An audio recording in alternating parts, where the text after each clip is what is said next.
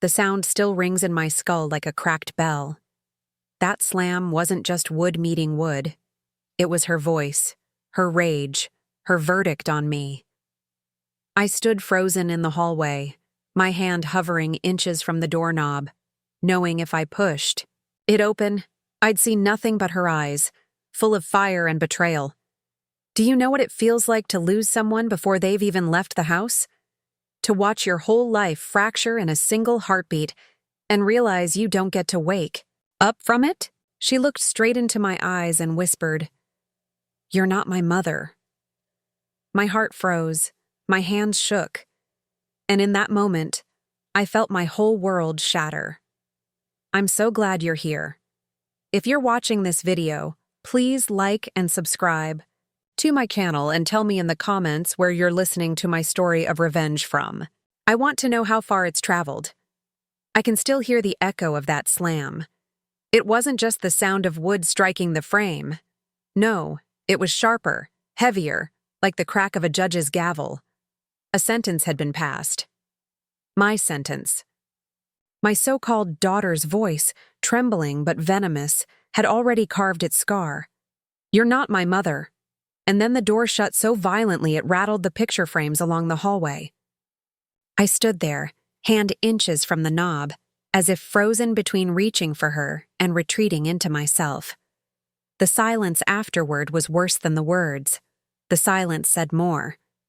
It told me the bond I thought was unbreakable had already been broken, long before that night.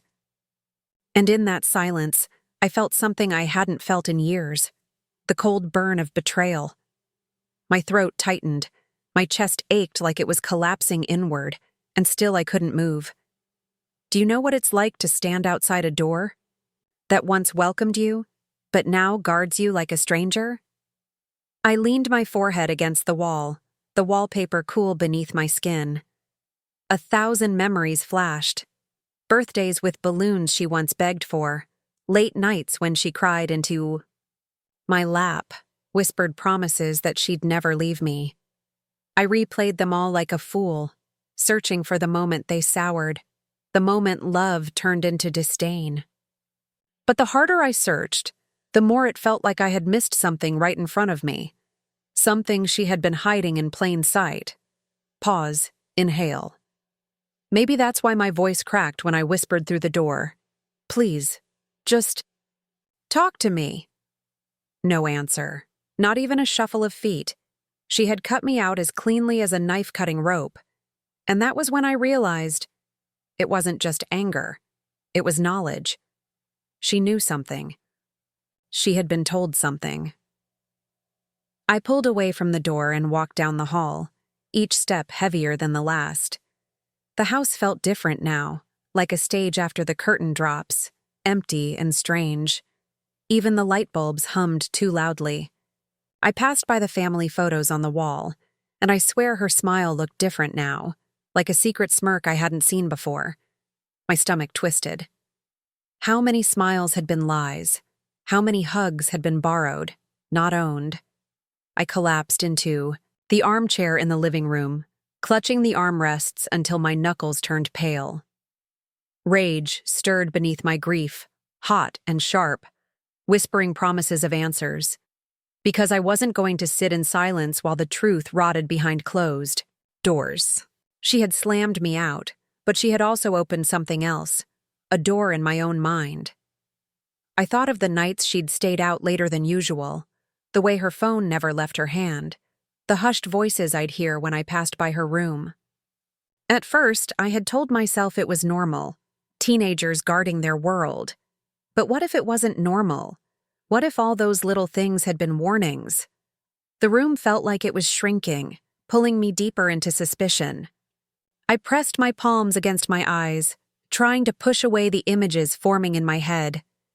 Strangers whispering to her, shadows lurking in her messages, words planted in her ears like poison. I should have gone to bed, but instead, I stayed in that chair until dawn cracked through the curtains. The rage wouldn't let me sleep. It was no longer about the door that wouldn't open. It was about the truth I was going to drag into the light, whether she wanted it or not. And yet, in those first hours, I didn't know. I didn't know how deep the lies went, or how far she had already drifted from me. I didn't know the secrets that were rotting under my own roof. All I knew was that a war had begun the moment that door slammed shut. And I had no choice but to fight. But where do you even begin when the enemy you're hunting sleeps under your own roof? The next morning, the house pretended to be normal. Sunlight slanted across the kitchen tiles, the kettle hissed, and the scent of burnt toast filled the air. But I knew better. Every sound was a lie, every movement rehearsed. She walked in, her eyes red, but her face stone. She didn't even look at me. She just poured cereal into a bowl, each crackle of cornflakes grating against my ears. I sat at the table, watching her every move, searching for a single crack in her mask. I wanted to ask, to demand, to scream, but my throat clenched around the words. Instead, I just stirred my coffee, each circle slower than the last. My silence must have unnerved her, because she shifted in her chair, tapping the spoon against the bowl like she was trying to drown out my thoughts. Finally, she muttered, "Don't look at me like that." Like what? Like a stranger? Like someone I no longer recognized? I didn't answer.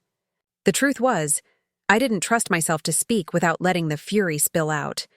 So I just watched her, memorizing every detail. The way she avoided my gaze, the tremor in her fingers, the shadows under her eyes. She was hiding something. I could feel it in my bones. After breakfast, she disappeared into her room again, shutting the door softly this time. That quiet close was worse than the slam the night before. It was deliberate, calculated. She wasn't just angry anymore. She was careful, and careful meant danger. I spent the day drifting through the house like a ghost. I opened drawers I hadn't touched in years, searched old notebooks, even checked the trash for scraps of paper. Desperation made me reckless, but I found nothing. The walls mocked me with their silence. Still, my gut screamed that the truth was there, somewhere between these walls and her guarded eyes. That night, as the house finally settled into its midnight hum, I sat outside her door again. Not knocking, not calling her name, just listening. I pressed my ear against the wood, and for a long time, there was nothing but silence. Then, faintly, I heard it, the low murmur of her voice. She was whispering. Not to herself, to someone else. The sound of her laugh, soft, secretive, pierced me deeper than the slam ever had. I felt my chest tighten, fury rising like bile. Who was on the other end? What were they telling her? What lies had they planted in her head to turn her against me? I leaned back, every nerve on fire. Part of me wanted to burst in, to rip the phone from her hand and demand answers. But another part, the colder, sharper part, whispered that patience would serve me better. If I wanted the truth, I had to watch, wait, collect. Revenge, I told myself, isn't about rage, it's about timing.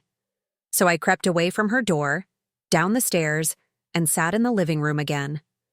My mind spun in circles, replaying every suspicious moment of the past few months. The way she'd lock her screen when I walked into the room. The lies about where she'd been. The sudden hostility that had no clear trigger. She wasn't just pulling away from me. Someone was pulling her away. FFX, faint phone buzz, memory replay. I remembered one evening weeks earlier when her phone buzzed on the counter. She'd lunged for it before I could even glance at the screen, her face pale. Back then, I'd brushed it off. I told myself it was privacy, normal teenage nerves. But now, looking back, I realized that was the first alarm I ignored. I pressed my palms together, breathing slowly. They thought they could twist her against me. They thought I wouldn't notice. They thought I'd just accept the slam of a door as the end of the story. They were wrong. Because I wasn't just her mother. I was the woman who raised her from nothing, who gave her everything, and I wasn't about to be erased from her story. If she thought the door could keep me out, she hadn't yet learned what I was capable of when I was pushed to the edge. And that night, as the clock struck 2, I made a vow. I would find out who was poisoning her.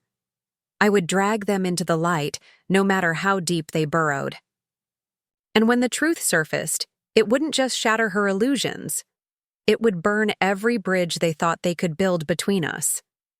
But first, I had to be patient. I had to let her think she'd won.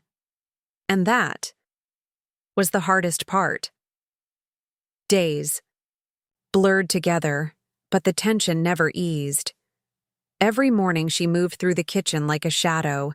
Every evening her door clicked shut behind her like a lock sealing me out. I told myself I would wait, that I would gather pieces quietly, but patience is a cruel companion. It gnaws at you, whispers doubts into your ear, and soon every sound in the house feels like evidence, every silence like a crime. One night, I sat on the couch staring at the clock. 2 a.m. again. My eyes burned, my hands trembled, and still I couldn't sleep. That's when I heard it. The faint creak of the back door. My heart thudded in my chest as I stood. Every step, deliberate, my bare feet cold against the tile. I reached the hallway just in time to see her slipping out, her hoodie pulled tight, her phone glowing in her hand. She didn't notice me. Or maybe she didn't care. She just disappeared into the night, leaving the door ajar, letting in the sharp bite of cold air. My body screamed to follow, but my mind pulled me back. Not yet, it whispered. Don't scare her off. Don't reveal yourself. So I watched from the shadows as the door swayed gently, the night swallowing her whole. I closed the door and pressed my forehead against it, my breath shallow. She was meeting someone. That much was clear now. But who? And why in the middle of the night? The questions clawed at me, tearing my insides apart. I wanted to storm out into the darkness, drag her back home, demand the truth. But I knew if I did, she'd only dig deeper into her secrets. No. I had to bide my time, even if it shredded me from the inside out. The next morning, she returned with her hoodie still damp from the night air, her shoes muddy. She avoided my eyes as she walked past me straight to her room, shutting the door with that quiet, deliberate finality I'd come to hate. And I sat there at the table, fists clenched, the taste of bitterness sharp on my tongue. I started to notice things more closely after that. The way her hands shook when she texted, the way she smiled at her phone, a smile I hadn't seen directed at me in months. The way she always kept her backpack zipped tight, like it held more than notebooks and pens. My suspicion hardened into certainty. Someone was feeding her lies, turning her heart against me. And they were bold enough to steal her away under my roof. By the end of the week, I couldn't take it anymore. I needed proof. I needed to see for myself what she was hiding. One night, when the house was finally silent and her breaths had slowed into sleep, I crept into her room. My hands trembled as I lifted her phone from the nightstand, the glow of the screen lighting up her peaceful face. For a moment, guilt stabbed through me. She looked so young, so innocent. But then I remembered the slam of the door, the venom in her voice, and the guilt burned away. The phone was locked, of course, but I didn't need to see everything. Just one notification was enough. One name, one message preview. Something to confirm the truth I already felt in my bones. And then, as if fate wanted to mock me, the phone buzzed in my hand. The screen lit up. My breath caught. The name that appeared wasn't one I recognized. It wasn't family. It wasn't a friend. It was something else. Something I wasn't ready to say out loud, not even in my own mind. But the message, just a few words, was enough to chill my blood. Beat of silence. that was the moment I knew this was bigger than teenage rebellion. This was betrayal with roots deeper than I'd imagined. And if I wanted to survive it, if I wanted to hold on to even a shred of what we once were, I'd have to be willing to dig into the rot, no matter how much it destroyed me. Because secrets don't stay buried. They grow. They fester. And sooner or later, they explode. And when hers did, I promised myself, the world would hear it. The name on her phone haunted me. I won't say it aloud. Not yet. Even now it feels like invoking a curse. But the letters burned into my mind, replaying themselves over and over as if carved onto the inside of my skull. And the words of that message? They were simple, too simple. Just a meeting point, a time. But sometimes the smallest words carry the heaviest weight. I sat in the living room that night with her phone in my lap, the glow dimmed, her breaths echoing faintly through the walls. I should have been horrified by what I'd done, sneaking into her room, holding evidence that wasn't mine. But horror wasn't what I felt. No, what I felt was clarity. Cold, sharp clarity.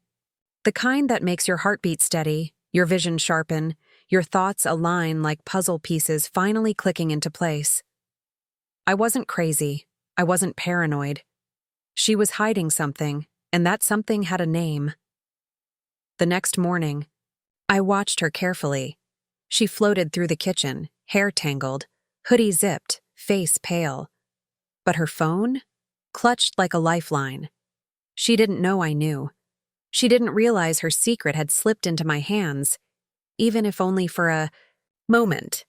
That was my advantage. She muttered a morning without looking at me. I responded with silence, sipping my coffee, eyes fixed on her every move. My silence had become my weapon. The less I spoke, the more she fidgeted. By the time she left, for school, her shoulders were tense, her steps too quick. She could feel the weight of my eyes on her back. When the house finally emptied, I wandered through it like it was a crime scene. My crime scene. I touched the walls, pressed my ear against them, listening for whispers I couldn't quite catch. Sometimes, I swore I could hear faint echoes, laughter, murmurs, secrets spilling where they shouldn't. But maybe the whispers weren't in the walls.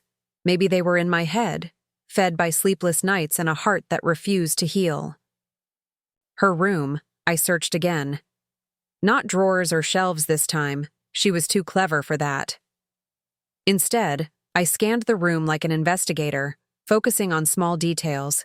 A receipt crumpled in the trash, the faint smell of smoke on her jacket, a notebook with pages ripped out, clues, little breadcrumbs. They might have seemed meaningless to anyone else, but to me, they were evidence, each piece whispering a story she hadn't confessed. That evening, when she came home, I noticed the mud on her shoes again. A different shade this time. Darker, thicker. My mind spun. Where had she been? I asked nothing. I simply raised an eyebrow, and that was enough to make her jaw tighten. Silence pressed between us like a wall, higher and stronger than the one she hid behind in her room. At night, the whispers returned. This time, I pressed my ear against the vent in the hallway. Her voice slipped through faintly, muffled but alive. And then, another voice. Not hers. A man's. Low, careful, coaxing. My blood ran cold. I pulled back, clutching my chest, my breath ragged. She wasn't just sneaking out, wasn't just texting. She was talking to someone in my house. Through the phone, yes, but the voice was here with me, seeping through the vents, staining the air I breathed. I staggered into the living room, every shadow stretched long across the floor. Who was he? What did he want with her? With us? The questions clawed at me, demanding answers. And yet, part of me already knew, or at least feared I knew, because the way she laughed, soft and secretive, wasn't the laugh of a girl in trouble. It was the laugh of someone bewitched, someone convinced she didn't need me anymore. And that was when the walls, my own walls, began to whisper something new. She's slipping away.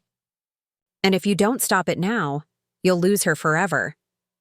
The man's voice stayed with me long after it faded from the vents.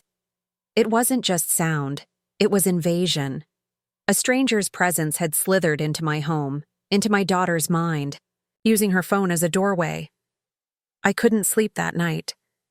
I lay in bed staring at the ceiling, hearing phantom murmurs in every creak, every gust of wind. My chest tightened with the thought that I wasn't the only parent under this roof anymore. Someone else was claiming her loyalty. The next day, I watched her leave for school. She tugged her hood over her face, glanced back only once, and then vanished down the street. I stood at the window until she was gone, then grabbed my coat. I couldn't sit idle anymore. If I wanted answers, I had to chase them. I followed her. At a distance, steps quick but careful, my breath fogging in the cold morning air. She didn't notice. Or maybe she wanted me to notice and test how far I'd go. She stopped at the corner store, lingering by the payphone outside, even though she had her own phone buried in her pocket. My heart pounded as I ducked behind. A parked car, watching her dial, waiting. Then her shoulders relaxed. She was talking. I couldn't hear the words, but I saw the way her lips curved into a smile, the way she kicked at the ground like a child in love. It made me sick. She was mine, my blood, my girl. And here she was, giving pieces of herself to a faceless voice. I wanted to rip the phone from her hands, but I stayed hidden, fists trembling at my sides. When she finally hung up, she walked on, lighter than before, as if the world weighed less on her shoulders. Meanwhile, I felt crushed beneath the truth. Whoever this man was, he wasn't just a whisper in the walls anymore. He was a shadow walking alongside her, even when I wasn't allowed to. But first, I had to be patient. I had to let her think she'd won. And that was the hardest part. Days blurred together, but the tension never eased. Every morning she moved through the kitchen like a shadow. Every evening, her door clicked shut behind her like a lock sealing me out. I told myself I would wait, that I would gather pieces quietly, but patience is a cruel companion. It gnaws at you, whispers doubts into your ear, and soon every sound in the house feels like evidence, every silence like a crime.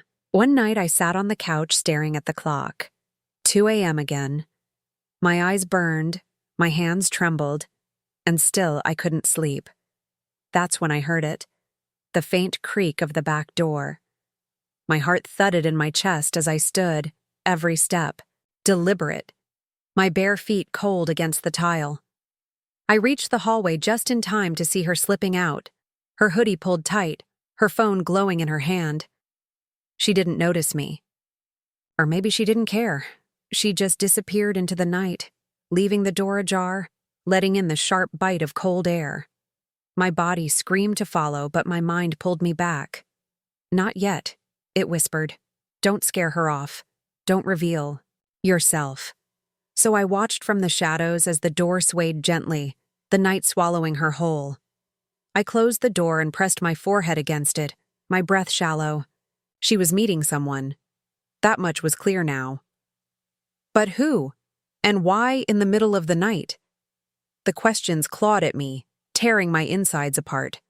I wanted to storm out into the darkness, drag her back home, demand the truth.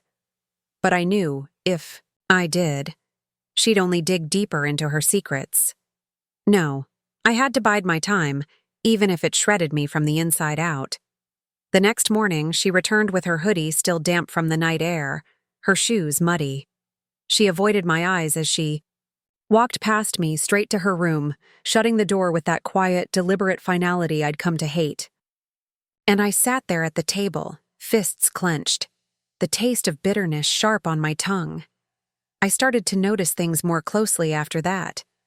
The way her hand shook when she texted, the way she smiled at her phone. a smile I hadn't seen directed at me in months, the way she always kept her backpack zipped tight, like it held more than notebooks and pens. My suspicion hardened into certainty. Someone was feeding her lies, turning her heart against me. And they were bold enough to steal her away under my roof. By the end of the week, I couldn't take it anymore. I needed proof.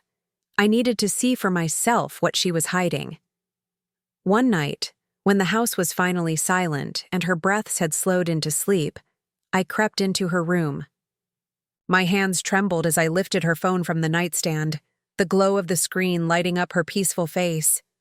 For a moment, guilt stabbed through me. She looked so young, so innocent. But then I remembered the slam of the door, the venom in her voice, and the guilt burned away. The phone was locked, of course, but I didn't need to see everything. Just one notification was enough. One name, one message preview. Something to confirm the truth I already felt in my bones. And then, as if fate wanted to mock me, the phone buzzed in my hand. The screen lit up, my breath caught.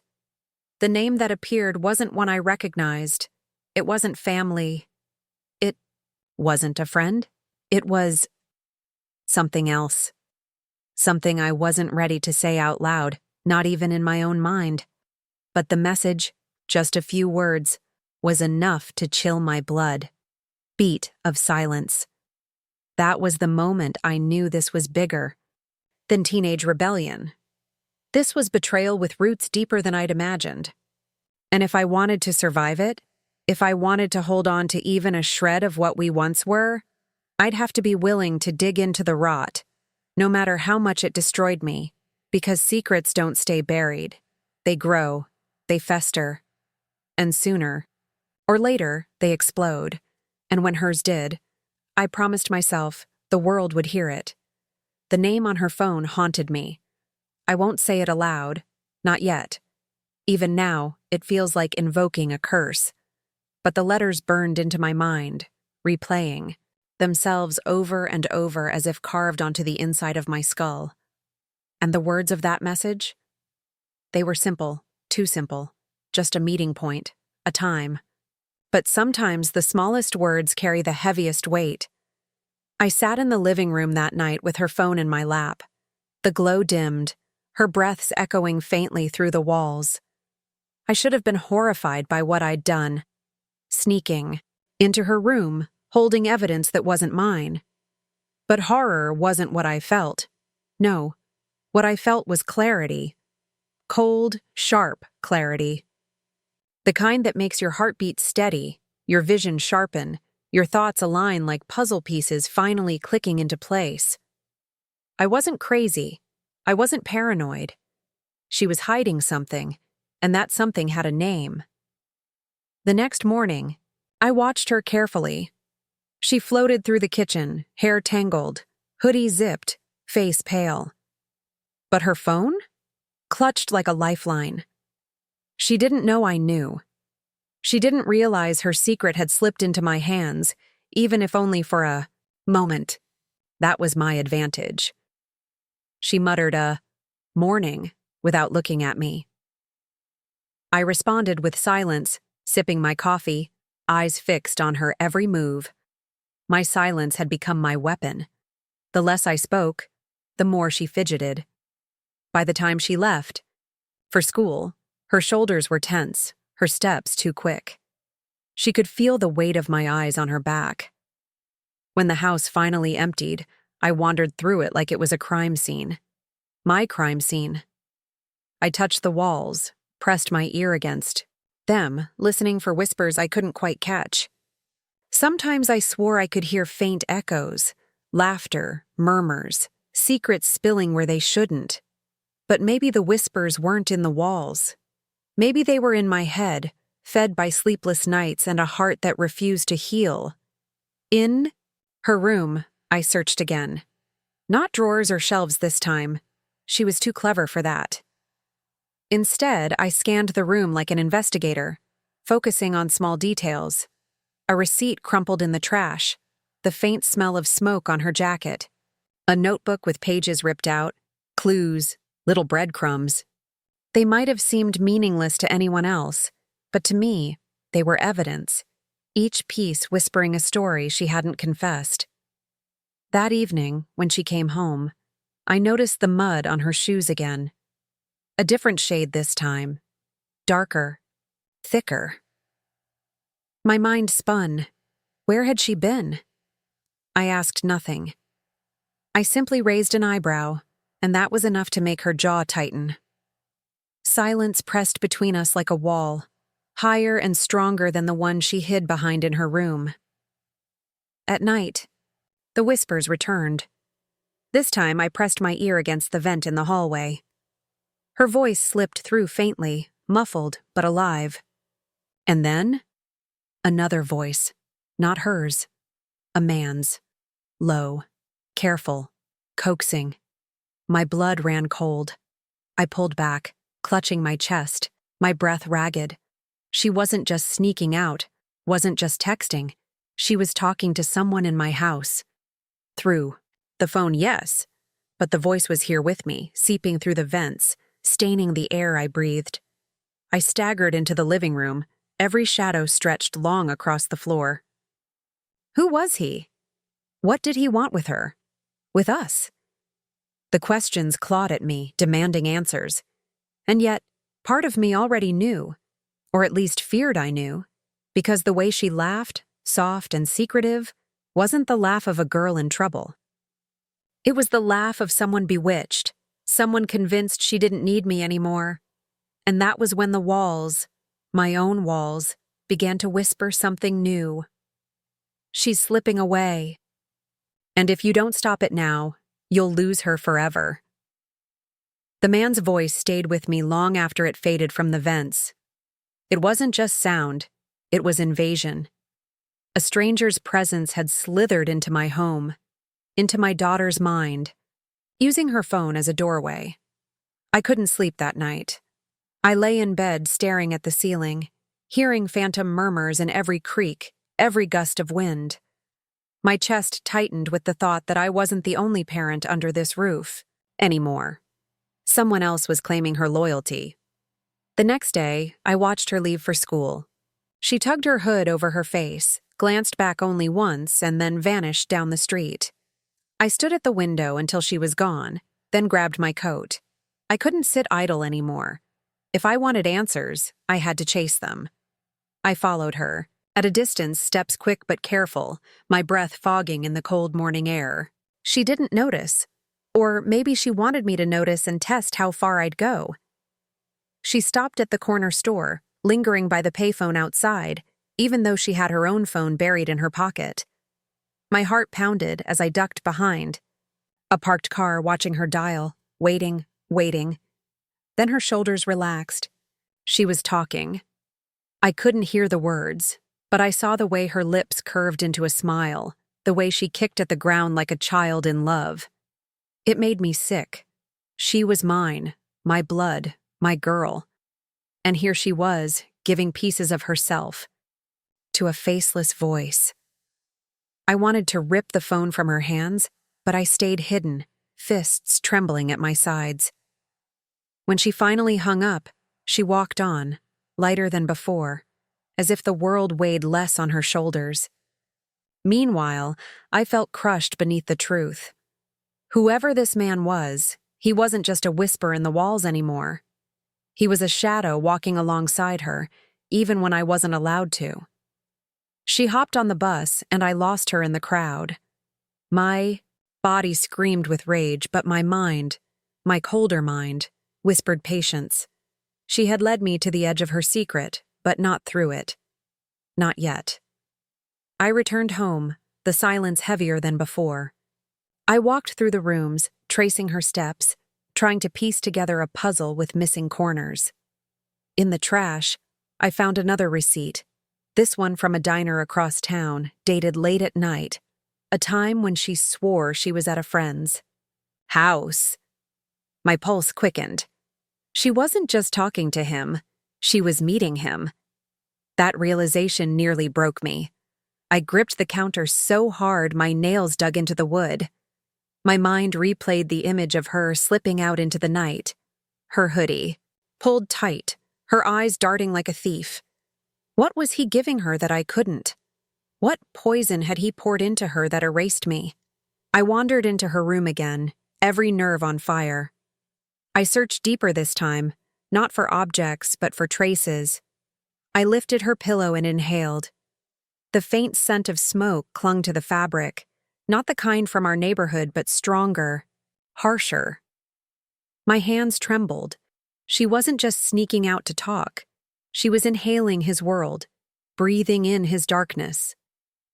That night, I sat by her door again, listening. She whispered softer this time, like she knew I was near. But the laughter still came, and then his voice again, clear, steady, confident. He said something I couldn't make out, and then her reply, soft but sharp. She doesn't understand me. She never did. The words cut deeper than any slam of a door. They stripped me raw, left me gasping in the dark hallway. After everything, the nights I rocked her through fevers, the years I scraped to provide, the promises I held, she still believed I didn't understand. I pressed my palm to the door, my face wet before I realized I was crying. And then, just as quickly, the tears dried, my breath steadied, the rage settled into something colder. If she thought I didn't understand her, then she was right about one thing. She didn't know me either. She didn't know what I was capable of when I was pushed this far. The house had become a liar. Every wall, every corner, every shadow seemed to conceal fragments of her double life. I walked through it like a stranger, listening for whispers, waiting for signs. And the more I looked, the more the evidence revealed itself. Small, subtle things that wouldn't mean much alone. But together, they painted a picture I couldn't ignore. Her shoes told me first. Mud clung to the soles in clumps too thick for city sidewalks. She wasn't just wandering the neighborhood, she was going somewhere hidden, somewhere the streets turned to dirt. I scraped some off and let it dry in a dish, staring at it like a detective stares at fingerprints. Proof, silent but undeniable. Then came the notebook, tucked behind her dresser, pages ripped unevenly, the edges ragged like teeth. She'd tried to destroy something, to erase it, but she wasn't thorough enough. A single page remained, half-filled, with sentences that bled into one another. I can't stay here. She'll never let me breathe. You make me feel alive. My stomach dropped as I read those words again and again. She wasn't just slipping away. She was planning it. She was writing her escape. That night, I couldn't eat. I couldn't drink. I just sat in the living room, the note clenched in my hand, the mud stiffening in its dish. Every sound she made upstairs, the creak of her bed, the buzz of her phone, the whisper of her laugh, cut into me like glass. I closed my eyes and imagined his voice in my home, echoing through the vents again. A stranger telling her I was the enemy, a stranger convincing her to run, and maybe worst of all, her believing him. The next morning, I confronted her in the smallest way I could manage. "Rough night?" I asked, as she dragged herself into the kitchen, her eyes shadowed, her lips swollen from biting them. She froze, bowl in her hand, and for the first time in weeks, she looked directly at me. The fear in her eyes told me everything. She knew I was watching. She knew I was closing. But instead of confessing, she laughed. That laugh, hollow, sharp, cruel. "You wouldn't get it," she said, and then turned her back, the cereal crunching louder than my heartbeat. I gripped my mug so hard I thought it might shatter. That laugh wasn't hers. That was his voice living inside her, twisting. Her mocking me through her lips. Later that evening, when she claimed she had homework, I slipped out quietly and followed her instead. My heart hammered as I trailed her down back streets, keeping far enough that she wouldn't notice. She moved quickly, with purpose, like she'd rehearsed the route 100 times. Finally, she reached the edge of town, where the streetlights thinned and the dirt road swallowed her shoes. She pulled out her phone. The glow lit her face, softening her features. And then, the voice. Faint, but real. A man's voice, close enough that I could hear it even from my hiding place. He wasn't on the other end of the line this time. He was here. My breath caught in my throat as a shadow stepped forward, tall and deliberate. She smiled at him, a smile that had once belonged to me. He leaned close, whispering something I couldn't catch, and she laughed again, that same hollow sound that had haunted me for weeks. I dug my nails into my palms until they stung. Every instinct screamed to run forward, to tear her away from him, to demand what spell he had cast on her. But the colder voice inside me held me back. Not yet. Not here. If I rushed in now, I'd lose everything. So I stood in the darkness, hidden among the trees, my body trembling with fury. I memorized his face, his stance, the way she looked at him like he was the only truth she'd ever known. And I swore in that moment, under the quiet sky, that I would find out who he was, what he wanted, and how deep his claws had sunk into her. Because this wasn't rebellion anymore. This was possession. And I wasn't about to lose her without a fight. The night I saw him, the world split into two. Before and after. Before, when I could still pretend she was just a restless girl with secrets. After, when I knew the truth. There was someone else wearing her loyalty, someone else pulling her strings. His face burned into me, every detail a brand. The crooked smirk, the way his hand lingered on her shoulder, the whisper that made her laugh like I had never existed. When I returned home, I stared at my reflection in the bathroom mirror. My face looked older, harsher, every line carved deeper by sleepless nights. My eyes, those same eyes she once clung to as a child, looked foreign now, like a stranger's. I whispered to myself, "You're losing her." And the mirror whispered back, "Because you were blind." The days that followed were a blur of masks. Hers, mine.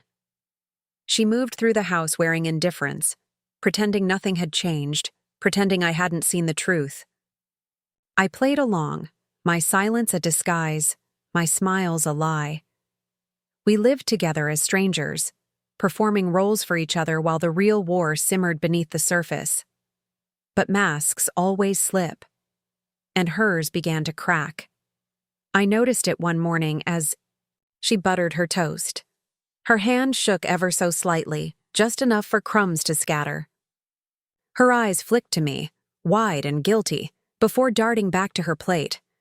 My heart leapt. Fear.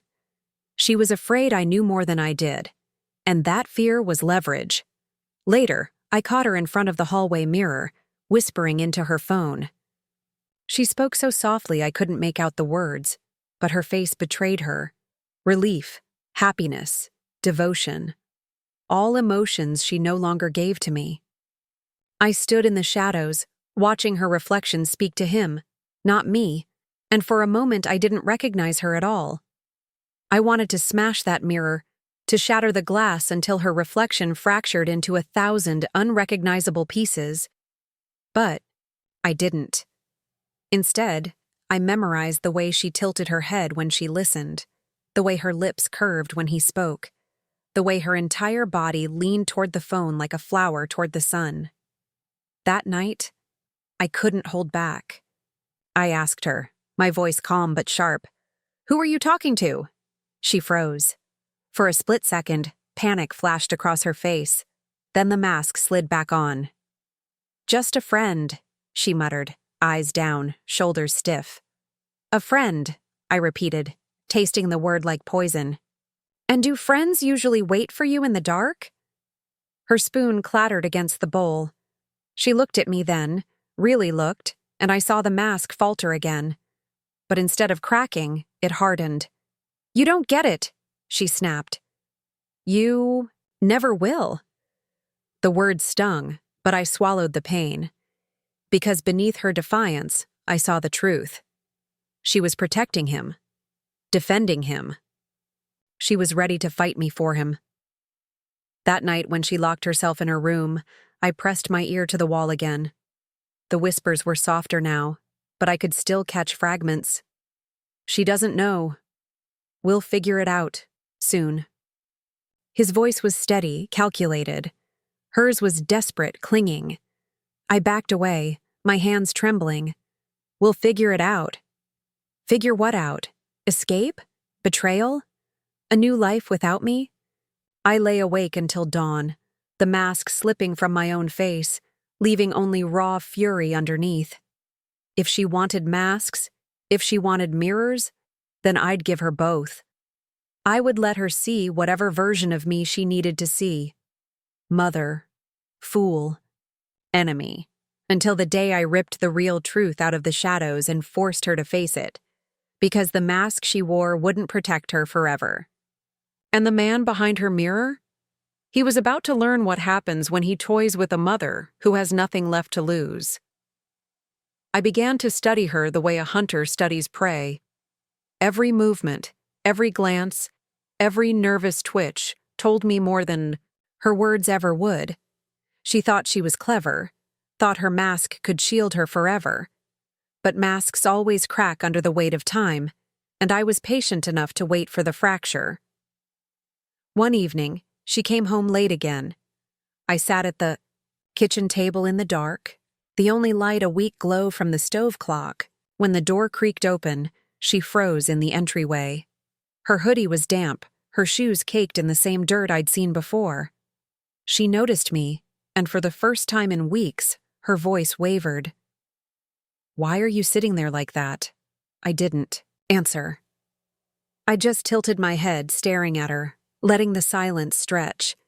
She shifted her weight, clutched her backpack tighter, then slipped past me into the hallway. I caught the faint scent of smoke trailing after her. Not cigarette smoke, something harsher, chemical, almost metallic. My stomach knotted. Whoever he was dragging her into places she didn't belong. The next day, I searched her backpack while she showered. My hands shook as I unzipped it, half praying I'd find nothing, half praying I'd find everything. Inside, beneath textbooks and notebooks, was a folded flyer. I smoothed it flat on the counter. It was for a gathering. Not school, not community, but something hidden, something underground. No address, just a symbol and a phone number. My blood went cold. I tucked the flyer back before she emerged, her hair damp, her eyes sharp. She scanned the room, then her gaze lingered on me. Suspicion flickered there. She knew I was circling closer. That night, she avoided me altogether. Her door stayed shut, her music low, her footsteps soft. But around midnight, I heard it again. Her laugh, that hollow echo that didn't belong to her anymore. I crept closer, heart pounding, and pressed my ear to the wood. His voice seeped through, calm and persuasive. "Don't listen to her. She's trying to control you. I can give you freedom." Freedom. The word made my blood boil. What did he know about freedom? I had clawed my way through years of sacrifice to give her a life he couldn't even imagine. And now he dared to offer her freedom from me? I pressed my forehead against the door, whispering so low she couldn't hear. "You'll never take her from me." I pulled back as the conversation ended. Her room fell silent, but my rage roared. I paced the hallway, my mind spiraling. Who was this man? Where had he come from? And how had he managed to slip past me, into her mind, into her heart? The next morning, I caught her reflection in the bathroom mirror. She was brushing her hair, her face pale, her eyes ringed with shadows. But when she saw me behind her expression hardened. "Why do you keep staring at me?" she snapped. I stepped closer, my voice steady. "Because you're not yourself anymore." Her hand froze mid-brush. For a second, I thought I'd pierced the mask. But then she laughed, that cruel, borrowed laugh. and said, "Maybe this is who I really am." The brush clattered into the sink. I turned away before she could see the tears threatening my eyes. Because in that moment, I realized she wasn't just hiding him.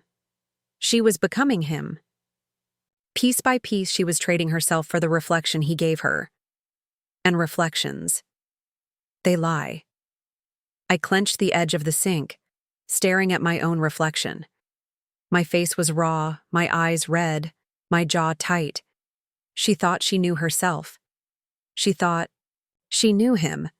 But soon I would rip away every mask, smash every mirror until the truth stood naked in the light, because I wasn't just fighting for her anymore. I was fighting for the version of her she was too blind to remember, the one who once looked at me and saw home. The flyer burned in my memory. That nameless symbol, that number scribbled in bold ink, stared at me even when my eyes were shut. It wasn't just a clue. It was a doorway. And the more I thought about it, the more I realized, if she wouldn't open her door to me, then I would walk through his. For days, I held my silence. I let her think she was safe, let her wear her mask with confidence. She laughed at her phone, came home late, whispered into her walls. But all the while I was watching, memorizing, waiting. Every lie she told me was another brick in the wall she built. And every brick only made me hungrier to tear it down. One evening, she came into the living room unexpectedly, her phone still glowing in her hand. "Why do you always look at me like that?" she demanded. I blinked, feigning innocence. "Like what?" "Like I'm guilty," she snapped, her voice shaking. The air between us froze. I leaned forward, my elbows on my knees. "Are you?" Her face flushed crimson. She opened her mouth to speak, then closed it again. The mask cracked, just for an instant. I saw fear, real fear. But instead of confessing, she stormed off, slamming her door so hard a picture frame rattled off the wall. I picked it up, staring at the photograph, her at 6 years old, frosting on her nose from a birthday cake. Her smile back then was pure, untainted. I pressed my thumb over her face, fighting the ache in my chest. Where had that girl gone? SFX. Faint phone buzz from upstairs. My answer came not from memory, but from reality. His voice again, muffled, but clear enough. "You're stronger than her. You don't owe her anything." I froze, every hair on my body standing upright. Stronger than me? Didn't owe me? I felt rage claw at my throat. I had given her everything. Every meal, every roof, every sacrifice. And this stranger had the audacity to erase me with a few soft words. I couldn't stand still. I climbed the stairs and pressed my ear to her door, my breathing shallow. She whispered back, her voice trembling with emotion I hadn't heard in years. "I wish I could just leave. I wish she'd stop watching me." The words stabbed through me. She wasn't just hiding him anymore. She wanted to escape me. I staggered back, my hand over my mouth, trying not to cry out. For the first time, the rage didn't feel sharp. It felt heavy, crushing, like the weight of her rejection was pressing me into the floorboards. I stumbled into my room, shut the door, and collapsed on the bed. Hours passed before the fury returned, but when it did, it was colder than before. It whispered, "If she wants freedom, then let her taste it. But let her see the truth first. Let her see who he really is. The flyer.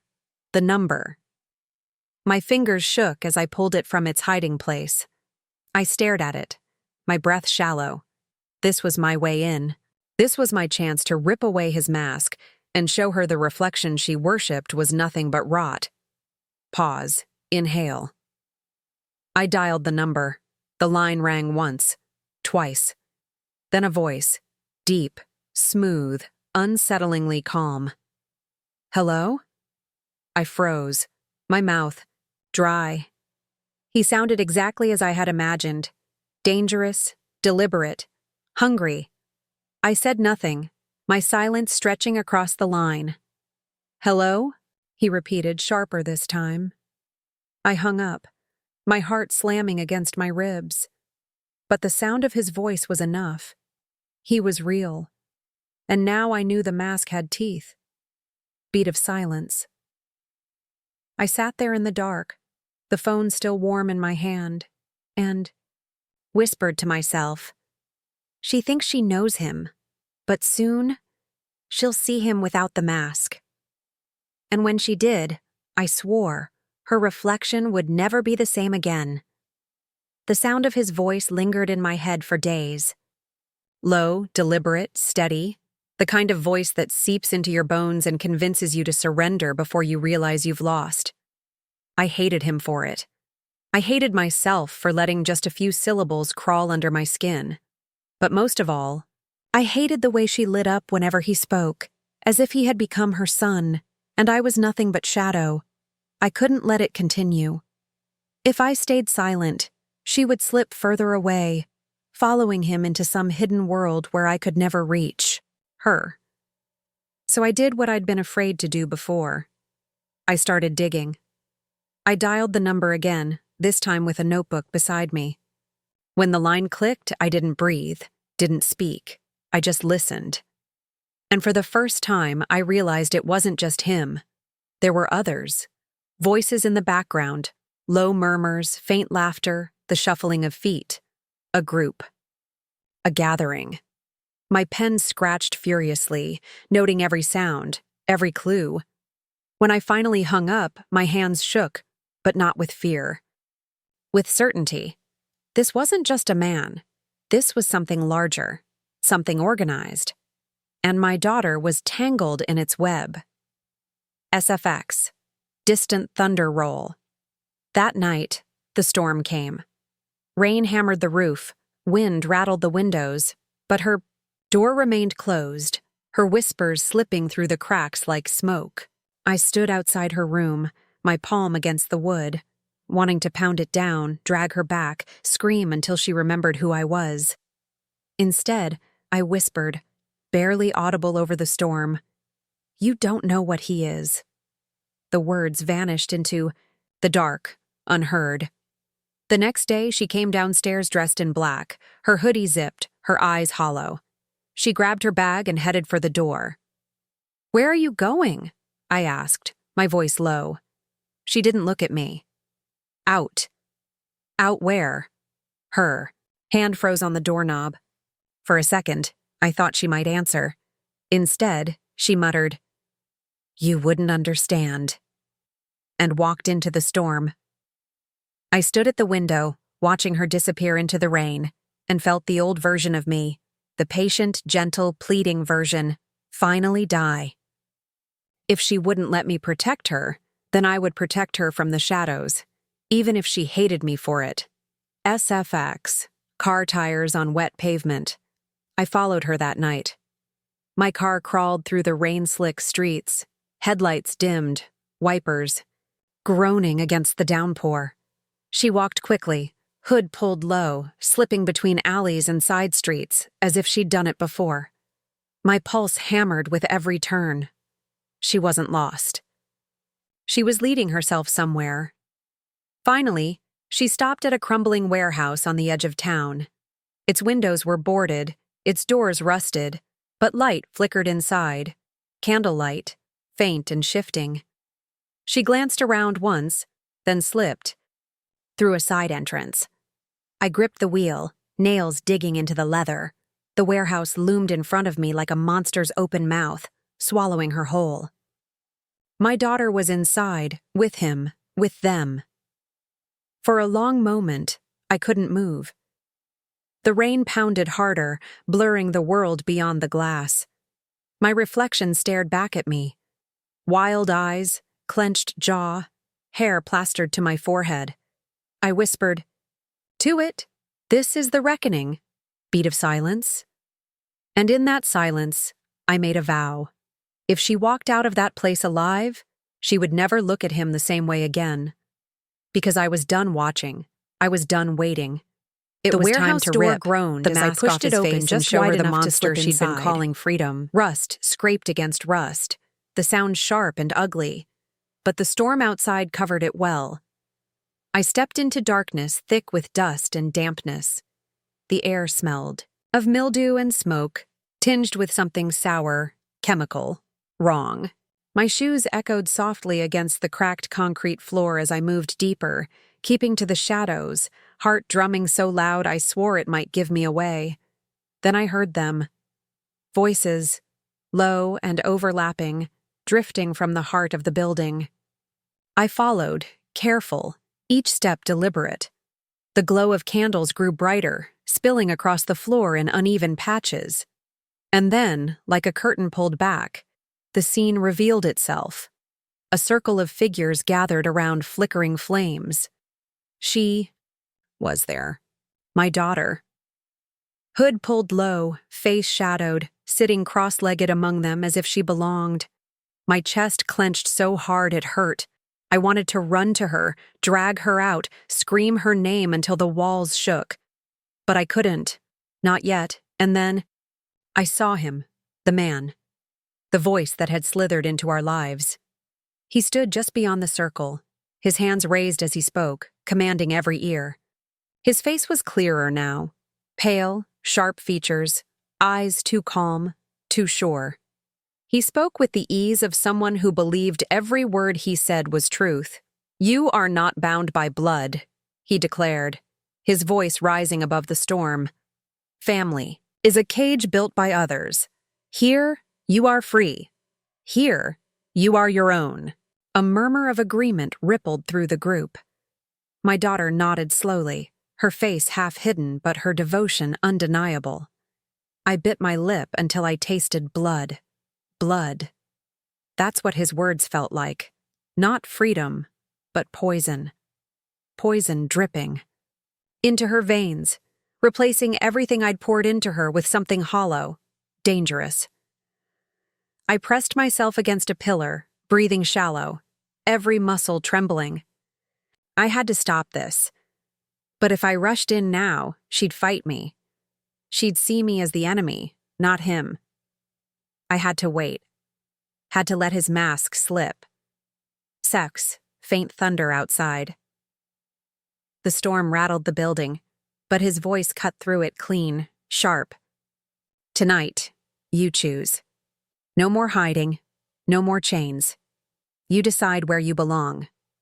My stomach twisted. Choose. He was making her choose. I watched as he stepped closer to her, his hand extending like a promise. She looked at it, hesitant but tempted. The pull undeniable. "No," I whispered, my voice barely audible, but the word carried the weight of everything I had left. I gripped the pillar until my knuckles went white, forcing myself to stay hidden. I couldn't save her by dragging her away. I had to let her see him for what he was. And that meant waiting for the moment his truth cracked through his carefully built lies. Her hand twitched, rising slowly toward his.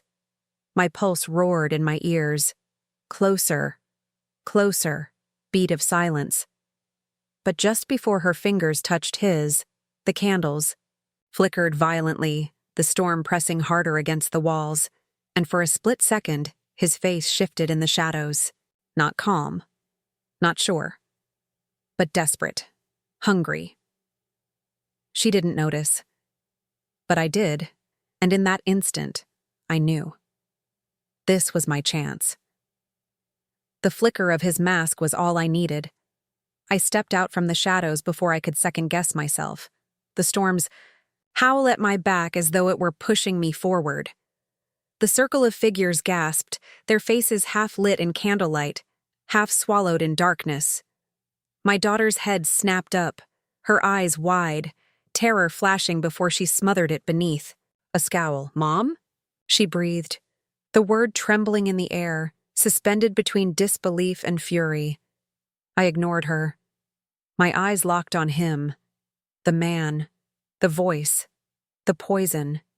He stood tall, calm at first, but I saw the flicker again, a flash of irritation he couldn't hide. "You don't belong here," he said evenly, his voice designed to soothe, to silence. "This is not your place." I laughed, sharp and bitter. "Not my place? She is my place. She has always been my place." My voice cracked, but I didn't care. Let them hear my fury. Let them taste it. The group shifted uneasily. Some avoided my gaze, others looked at me with open contempt, as if I were the intruder. Maybe I was, but I was also the only one who saw through him. I took a step closer, pointing at him, my voice cutting through the storm. "You think you can take her? You think a few sweet words erase everything I've done, everything I've given? You're a fraud, a leech, a coward hiding behind shadows and smoke." He smiled then, slow and deliberate, and it chilled me more than any storm. "She doesn't need your chains anymore. She's already chosen." My daughter flinched. "I haven't," she began, but he silenced her with a glance, and my rage boiled. I turned on her, desperate, raw. "Look at him. Look at how he shuts you down. Look at how he twists your words. Is that freedom? Is that the man you're throwing your life away for?" Her lips trembled. For a moment, I thought I'd reached her. But then she pulled her hood. Tighter, her voice sharp, defensive. "You don't understand." My chest caved. She was protecting him, protecting the very thing tearing us apart. Suffix. Thunder cracks loud. I stepped fully into the circle, knocking over a candle as I moved. Wax spilled, flames sputtered, shadows danced across the walls like frantic ghosts. The others shifted, some rising, murmuring unease. But I didn't care. My eyes never left hers. "Do you remember?" I whispered, softer now, pleading. "Do you remember the nights you woke screaming and I held you until you fell asleep? Do you remember when you said I was your only safe place? That I was enough?" My voice cracked again, tears burning hot. "When did I stop being enough?" Her eyes glistened, her mask slipping. I saw the child she used to be flicker there, just for a heartbeat. But he stepped between us then, blocking my view, his body a wall. "She doesn't need to remember your version of her," he said coldly. "She belongs to herself now, and to us." "Us?" I spat, stepping closer, my face inches from his. "No, she belongs to no one, not you, not even me. But I'll burn this whole place down before I watch you hollow her out." Gasps rippled through the group. My daughter's breath caught. His eyes narrowed, the calm mask slipping further, revealing something darker beneath. Not freedom, not peace, but control. And that was the moment I saw the truth. He didn't want her to belong to herself. He wanted her to belong to him. Beat of silence. I leaned in, my whisper sharp enough to cut. "I see you now. And so will she." The silence after my words was unbearable. The storm outside had gone quiet, as if even the heavens were holding their breath. The circle of strangers stared at me, their eyes darting between his face and mine, waiting to see which mask would crack first. My daughter's hands trembled in her lap, her hood shadowing her eyes. But I could see the flicker. Doubt. That tiny fracture was all I needed. He tried to cover it with a smile, but it was too sharp now, too forced. "She doesn't need your theatrics," he said, his voice a knife wrapped in velvet. "She's stronger without you." I stepped closer, my chest heaving. "No, she's weaker with you. Look at her." I pointed, my hand shaking. "She can't even speak without checking your eyes first. That's not strength. That's prison." My daughter's head snapped toward me, her mouth opening as if to deny it. But then she froze, realizing. Her gaze flicked back to him, searching his face, and for the first time she didn't find comfort there. She found control. His jaw tightened. He knew I'd seen it. She knew it too. The mask was slipping. "Don't listen to her," he said quickly, his voice louder now, desperate. She's afraid. Afraid of losing her grip. Afraid you'll see the truth. I moved closer, my voice steady, low. He's right about one thing. I am afraid.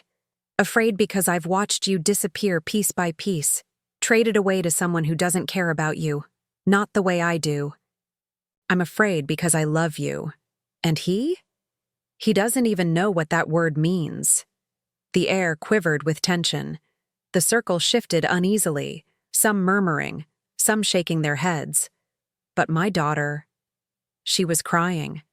Silent tears cutting. Down her cheeks, her hands clenched into fists. I pressed forward, my voice breaking. You once told me I was your home.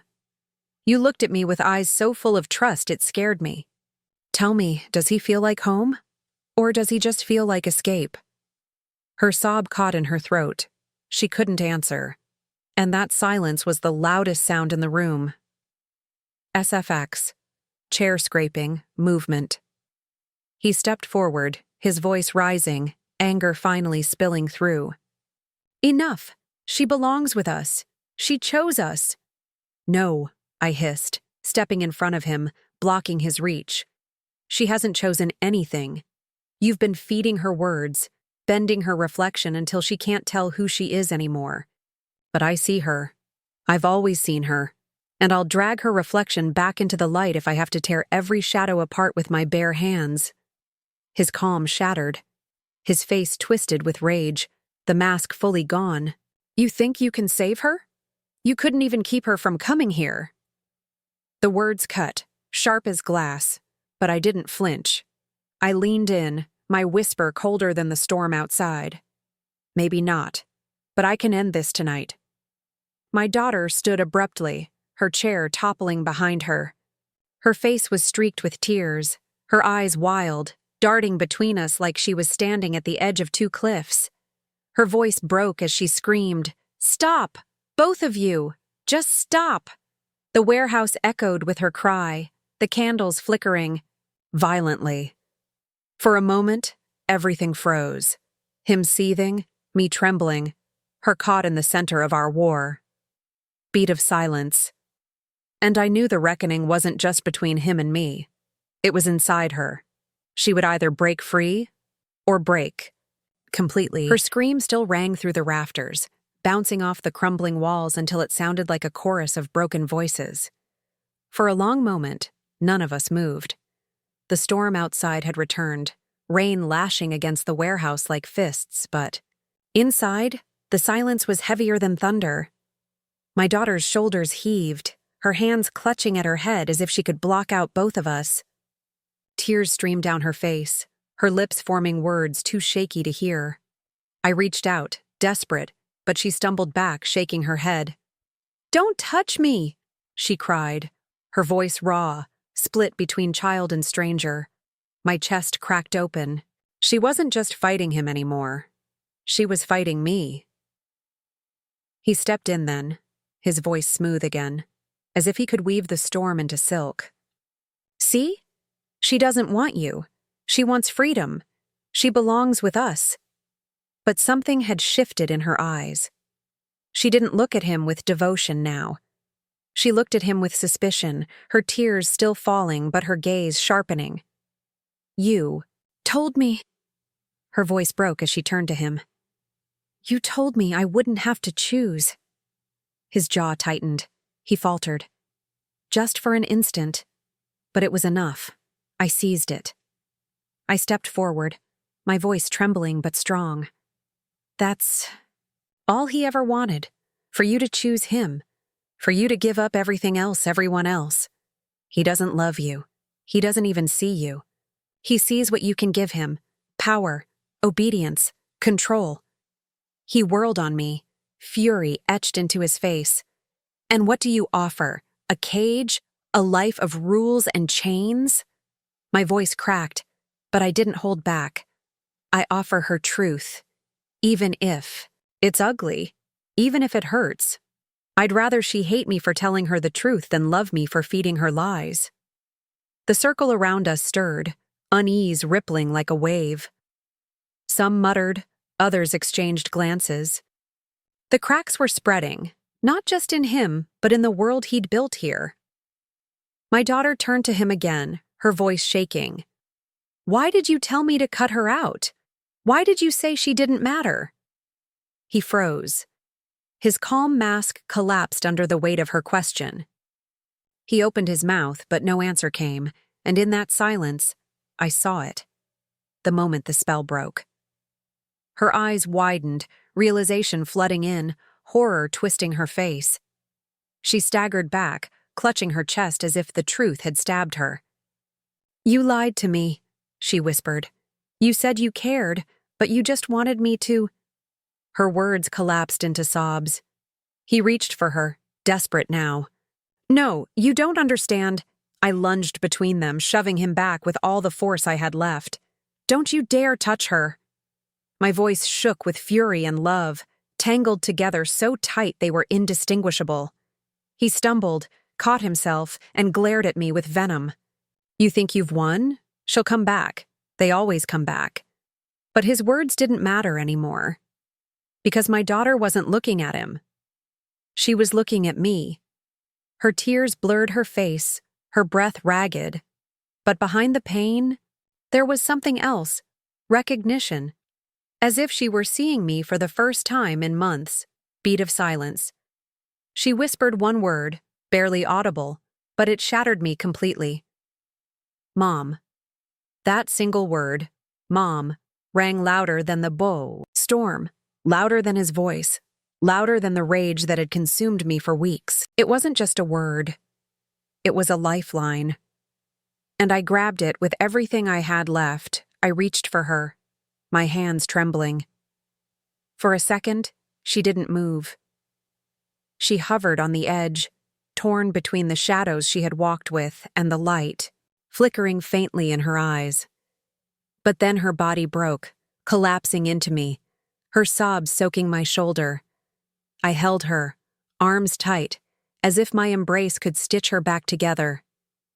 "It's okay," I whispered, my voice cracking. "You don't have to go back. You don't have to prove anything. You're already mine. You've always been mine." Behind us, he hissed like a cornered animal. His calm veneer was gone, shredded by her choice. "This isn't over," he spat, his voice stripped of its charm. "She'll regret this. You'll regret this." I turned, my daughter clinging to me, my tears mingling with hers. My voice was steady now, steel wrapped in fire. "No, the only one who'll regret is you, because you lost the one thing you thought you could own." The circle of figures shifted, unease breaking into whispers. Some stood, glancing at the door, as if suddenly realizing the spell had cracked for them too. His power was leaking away, dripping through his fingers like water he couldn't contain. He tried once more, lunging forward, but I stepped in front of her, shielding her with my body. "If you ever come near her again," I said, my tone colder than death, "you'll see what real reckoning looks like." His eyes burned into mine, but I didn't look away.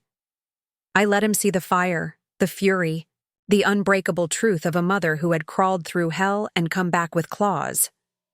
For the first time, he blinked. He backed away. The candles guttered, the shadows shrank, and the warehouse seemed smaller, weaker, just a broken shell of what it pretended to be. Without him, it was nothing. Without his lies, it collapsed into dust and echo. I guided her out, my arm tight around her trembling shoulders.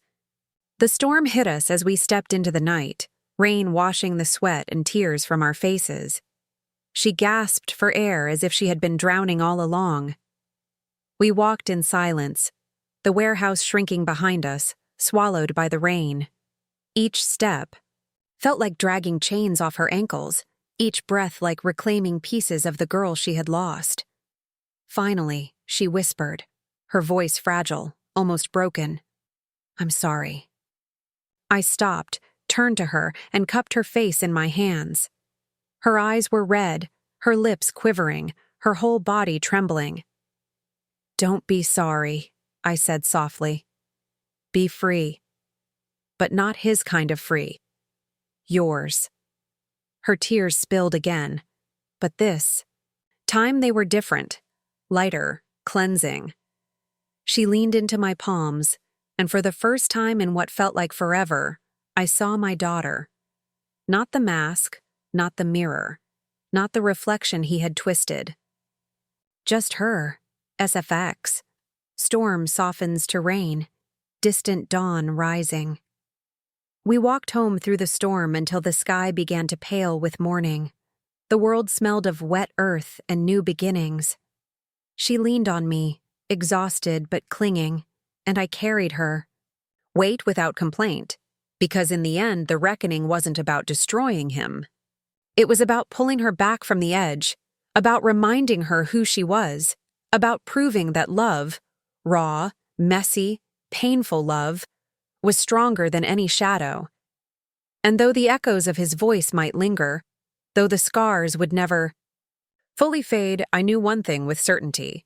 We had survived, and survival in the end is its own kind of revenge.